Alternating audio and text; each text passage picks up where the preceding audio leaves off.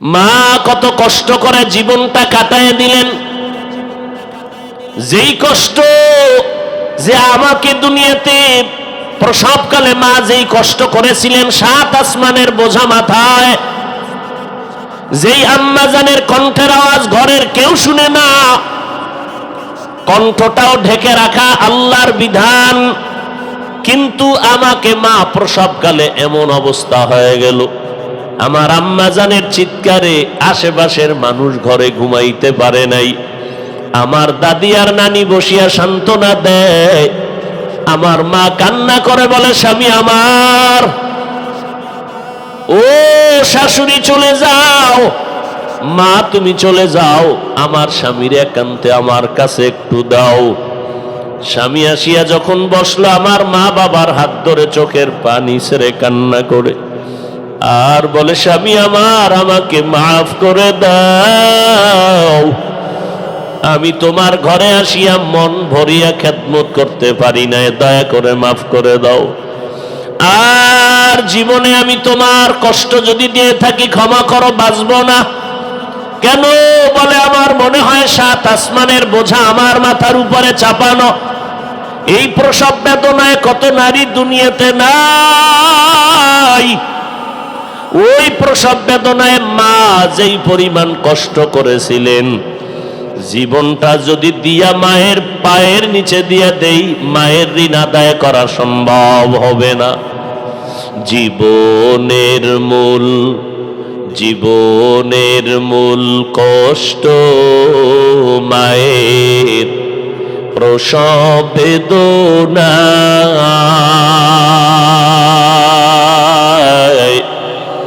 7 আসমান 7 জমিন তখন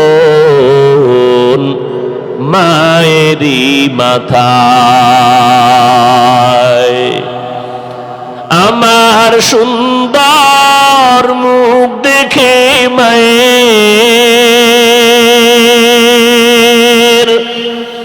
আমার সুন্দর মুখ দেখে মায়ের ব্যথা যায় দেহা হাসাইয়া। ও আমার প্রাণের মা, মা গো মা, কোথায় গেলে মোরে ছাড়িয়া, জনম দুঃখী ইয়াতীম আমি, চায় না কেহ ফিরিয়া। ওই মা সন্তানের জন্য এক বরকত। ও আল্লাহর বান্দারা, ও পর্দার আড়ালের আম্মা জানেরা, ও প্যান্ডেলের যুবক ভাইরা, ওই মায়ের দোয়া কারণে আজ এই চেয়ারে বসলাম। মা বাবার দোয়ার কারণে আজকে তুমি গাড়ির মালিক, বাড়ির মালিক, সম্মানের মালিক। ওই মা বাবা তোমার আমার জন্য চোখের পানি ছেড়ে দোয়া করেছেন, যে কারণে আল্লাহ পরীক্ষায় ভালো নাম্বার উঠানোর তৌফিক দিয়েছেন। ওই মা বাবার দোয়া ছাড়াই চেয়ারে বসার যোগ্যতা আল্লাহ দান করেন নাই। ও আল্লাহর বান্দারা, আল্লাহর কাছে চোখের পানি ছেড়ে দোয়া করো, আল্লাহ পাক কপাল ভালো রাখবে তো মা বাবার দোয়া নিয়ে সামনের দিকে অগ্রসর হও। কারণ এই দুনিয়ার থেকে সব যদি আমার বিদায় হয়, আমি যারই আপন মনে করি কেউ আমার আপন না। ওই মা বাবার দোয়া নিয়ে যদি আমার আল্লাহকে আপন বানাইতে পারি, ও আল্লাহর বান্দারা, কয়দিনের দুনিয়াতে বাঁচবা? আজকে কত সন্তান মা হারা, বাবা হারা, অসহায়। আল্লাহর দরবারে ওই মা বাবার বেঁচে থাকলে দোয়া নাও, না থাকলে কবরের কিনারায় গিয়া দোয়া পড়ো, সূরা ফাতিহা পড়ে চোখের পানি ছেড়ে কাঁদো। আর আল্লাহকে বলো, আল্লাহ ওই মা বাবার দোয়া যেইভাবে পেয়েছি, তুমি তাকে সেইভাবে দয়া করো রে মালিক। ও আল্লাহর বান্দারা, দুনিয়াটা কিছুই না, আল্লাহর সাহায্য নিয়ে বান্দা জান্নাতের পথে অগ্রসর হতে হবে। আজকে এখানে বসার তৌফিক আমার আল্লাহ দান করেছেন, সামনের বছর হবে কিনা জানা নাই, বসতে পারবো কিনা তারও কোনো গ্যারান্টি নাই। অতএব আমরা আল্লাহর মোহাব্বতে ওই মাওলার দিকে দিলটাকে ঘুরাইয়া দেই, কারণ যারই আমি আপন মনে করি সব আমার দুশ্মন আর স্বার্থপর। ডানে বামে আমার আপন কেউ নাই, একমাত্র দেখি আমার আল্লাহ আমার আপন। ওই আল্লাহকে অন্তরে জায়গা দাও, কারণ আমি যেদিকেই তাকাই আমার আল্লাহর কুদরত ছাড়া কিছুই নাই। ওরে আল্লাহর বান্দা, দুনিয়াতে তো সবাই পাগলের মতো সব দিকে দৌড়ায়। কেউ টাকার পাগল হয়, টাকার দিকে দৌড়ায়, কেউ বাড়ির পাগল হয়, বাড়ির দিকে দৌড়ায়, কেউ দুনিয়ার পাগল হয়, দুনিয়ার দিকে দৌড়ায়, কেউ ক্ষমতার চেয়ারের পাগল হয়, ক্ষমতার দিকে দৌড়ায়।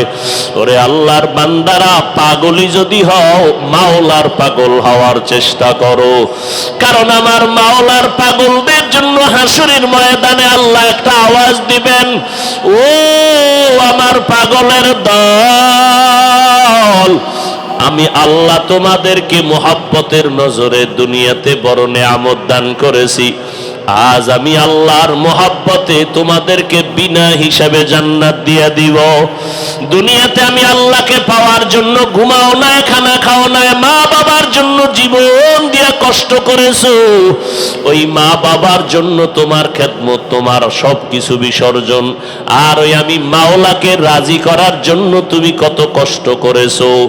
আজ আমি আল্লাহ পাক রব্বুল আলামিন চাই না তোমার সূর্যের গরমে তোমার কষ্ট হবে। আমি আল্লাহ তোমাকে জান্নাতের সুন্দর চাদরে আবৃত করতে চাই। আল্লাহ বলবেন, ইয়া আইয়াতুহান নাফসুল মুতমাইন্নাহ ইরজিই ইলা রাব্বিকি রাদিয়াতাম মারদিয়া ফাদখুলি ফি ইবাদি ওয়াদখুলি জান্নাতি। আল্লাহ হাসরের ময়দানে ডেকে বলবেন, ও আমার আবেদেরা, আমার পাগলেরা, তোমার কোনো হিসাব হবে না, সূর্যের গরমও তোমার মাথায় যেন লাগে না, কারণ দুনিয়াতে তুমি কষ্ট করেছো। আজ আমার খাস আশেক যারা, তাদের মজলিসে গিয়ে তোমরা বসে যাও, আমি আল্লাহ তোমাদেরকে বিনা হিসাবে জান্নাতের ময়দানে পৌঁছায় দিব। আজকে যারা আলেম ওলামাদের মোহাব্বতে মজলিসে বসলেন, এই রাতের বেলা বাড়িওয়ালাদের দরজা বন্ধ হয়ে গেছে, কিন্তু আমার আল্লাহ রহমতের দরজা খুলিয়া ডাকতেছে, রে গোলাম তোরা কোথায়? আমি আল্লাহর ছেলে নাই, মেয়ে নাই, আমি আল্লাহ তোদের আদর করে বানাইছি। আমি আল্লাহ পাক চাই তোরা গুনাহ থেকে ক্ষমা চাইয়া জাহান্নাম থেকে মুক্তি পাইয়া কবরে যাবি। গুনাহ তো করিয়া ফেলছো, এখন তওবা কর। ওরে এই জায়গায় তোমার খাস আল্লাহর ওলি আসতেছেন। ও বান্দা, তার কাছে তওবা করিয়া আজকে হাত লাগায়া গুনাহ থেকে বেঁচে থাকো। এরা মানুষকে জাহান্নাম থেকে বাঁচানোর কারিগর। আল্লাহওয়ালাদের নেক নজরটা যদি সিনায় পড়িয়া যায়, তোমার সিনার ভেতরে আমার মাওলার নূরের এমন পাওয়ার শুরু হয়ে যাবে। বান্দা, এখন তুমি ডাইনে তাকাও দুনিয়া, বামে দুনিয়া, সামনে পেছনে দুনিয়া, টাকা পয়সা ক্ষমতা, কিন্তু উলামা আহলে হকের মজলিসে যদি বসো, আল্লাহওয়ালাদের নেক নজর যদি সিনায় লাগাইতে পারো, আমার আল্লাহ তোমার উপরে এমন রহমতের দরজা খুলে দিবেন। এখন তোমার অন্তর দুনিয়া ছাড়া কিছুই বুঝে না। আমার মাওলার সাহায্যের কুদরতের হাত যখন এসে পড়বে, আল্লাহওয়ালাদের নেক নজর, মা বাবার কলিজার দোয়া যখন শুরু হয়ে যাবে, ওই বান্দার অবস্থা তখন কেমন যেন পরিবর্তন হতে শুরু হয়ে যাবে। বান্দা যেদিকে হাঁটবে চলবে, শুধু কেমন যেন দুনিয়া, দুনিয়ার কোনো চিন্তা নাই। ওই বান্দা খানা খাইতে গিয়াও যেন কি খুঁজতেছে, ঘুমাইতে গিয়াও যেন কি তালাশ করে। ওই বান্দা যেদিকেই তাকায় যেন এক ধ্যানে কি তালাশ করে। ওই বান্দা কিছুই তালাশ করে না, তালাশ করে আমার আল্লাহ। আমার আল্লাহর কুদরত দেখে আর আমার আল্লাহর মোহব্বত গন্তরে জমা করে বাড়তেই থাকে, বাড়তেই থাকে। এক পর্যায়ে বান্দা ঘুমের মধ্যেও তার কলব জারি হয়ে যায়। ওই বান্দার জিহ্বা কখনো ঘুমায় না, তার শরীর ঘুমায় গেল, জিহ্বার ঘুম নাই। অনেক আল্লাহর বান্দারা জিকির করতে করতে করতে করতে দেখা যায় ঘুমের মধ্যেও জবানে শুরু হয় মাওলার জিকির। এই অবস্থা তৈরি হওয়ার জন্য আল্লাহ ওয়ালাদের মজলিসে বসা। এজন্যই তো বা দুনিয়ার কোনো কামাই রুজির জন্য না, আমরা আল্লাহর মোহাব্বত নিয়ে বসতে চাই। পেছনে যত অপরাধ করেছি, না আজকে থেকে আর কোনো অপরাধ করব না, আল্লাহর গোলামি করব, নবীর তরিকায় চলবো, আর কারো তরিকা মানব না। আর এই জমিনে খাঁটি আল্লাহওয়ালার মোহাব্বত নিয়ে চলবো। যাদের বয়ান শুনলে দিলটা নরম হয়, চোখে পানি আসে, যাদের কথা শুনলে গুনাহ ছাড়তে মনে চায়, এমন আল্লাহওয়ালাদের নেক নজর ছাড়া কোথাও যাব না। আল্লাহওয়ালাদের সাথে সম্পর্ক জোড়ায় দাও। যদি আল্লাহওয়ালাদের একটা নেক নজর লাগিয়েই যায়, আমার মাওলার মোহাব্বতের জোশ এসে যাবে। ও আল্লাহর বান্দারা, ও পর্দার আড়ালের আম্মা জানেরা, আপনারা নবীদের মা, সাহাবায়ে কেরামের মা, আউলিয়ায়ে কেরামের মা, হাফেজে কোরআনের মা ও আম্মা জানেরা, আপনারা খাদিজা রাদিয়াল্লাহু আনহার মতো নারী, ফাতেমা রাদিয়াল্লাহু আনহার মতো নারী, আয়েশা রাদিয়াল্লাহু আনহার মতো নারী। আম্মা জান আয়েশা বলেন, একদিন দেখি নবী আমার হুজরায় বসে গুনগুন করে কান্না করেন। আমি নবীরে জিজ্ঞাসা করলাম, নবী আপনি কেন কাঁদেন? আমার নবী বলেন, আয়েশা, আমার মাঝে মাঝে খাদিজার কথা মনে পড়লে চোখের পানি আমি ধরে রাখতে পারি না, কারণ তুমি আমার জীবনের শুরু অবস্থা দেখো নাই। আমি দুনিয়াতে মা হারা, বাবা হারা, বড় এতিম। আমার আপনজনেরা পথে পথে দুশ্মনী করত, আমার রাস্তায় কাটা দিত, আমার আপন কেউ নাই। ওই সময় আরবের ধনী নারী খাদিজা আমাকে বিবাহের প্রস্তাব দিল।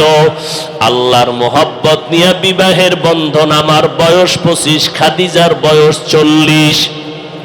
বিবাহের বন্ধনে আসার পর ওই খাদিজা আমার জন্য সব কিছু উৎসর্গ করে দিল।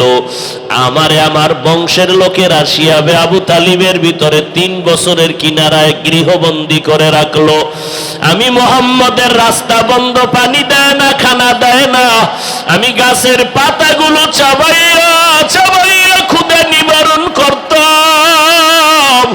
ওই সময় আরবের ধনী নারী খাদিজা, ওই খাদিজা আমি নবীর মোহাব্বতে ওই শিয়াবে আবু তালিবের মধ্যে হাজির হইয়া আমার মোহাব্বতে ওই খাদিজাও গাছের পাতা চিবাইয়া চিবাইয়া খাইতো। এত কষ্ট করেছে খাদিজা। আমি দিনের দাওয়াত দিয়ে যখন ঘরে আসতাম, সালাম দিতাম, দেখতাম দরজা খোলা। আমি বলতাম, ও খাদিজা আপনি কি ঘুমান না? খাদিজা বলে, নবী আমি জানি আপনার মাও নাই, বাবাও নাই, আপনি বড় এতিম। আমি 2 জন স্বামী বিদায়ের পরে আপনাকে আমি গ্রহণ করেছি। আপনার আম্মাজান যদি থাকতেন এই দরজা বন্ধ করে ঘুমাইতে পারতেন না। আমি নবীর স্ত্রী হইয়া কেমন করে ঘুমাই? নবী যদি দরজার কিনারায় দাঁড়ায় কষ্ট পায়, আমি খাদিজার জাহান্নাম ছাড়া উপায় নাই।